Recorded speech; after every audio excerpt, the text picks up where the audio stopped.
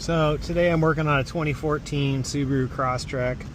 Concern is there's no heat coming out of the vents, and I have my temp gun there and I'm reading 55 degrees coming out with it set to hot. It's already been to the dealer where they diagnosed it as a plugged heater core. First thing I noticed is it's got manual switches here. They're not electronic, so if you change the mode, you can actually hear the mechanical linkage in the back working. If I do the temp, I don't hear anything. I don't feel any resistance on that. So I think we got a cable issue, not a heater core issue. But I'm going to prove it to verify, so we're not just throwing parts at this thing. Yeah, it's pretty cold. What do we got? It's 40 degrees outside. So we need to get some heat for this thing.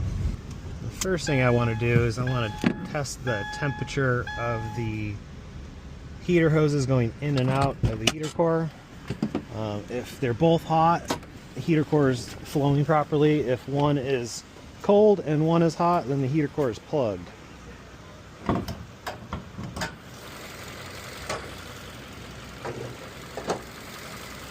Got an infrared here. You can see both heater hoses are hot.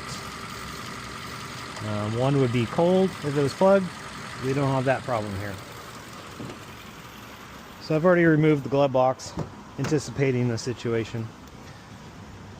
So you can see the cable for the temp. If I turn the knob, the cable goes in and out, but it's not moving the blend door arm. So if I move it like that, I have hot air coming out. This cable is popped off this arm. There should be some retaining nut holding that on, and it's missing. I don't see it on the floor either, so I'm gonna have to come up with that little riv nut or something to hold that on. So this was a misdiagnosis by the dealer. Does not need a heater core. We just need to fix that little clip and we're good to go. Okay, so here is the repair I came up with.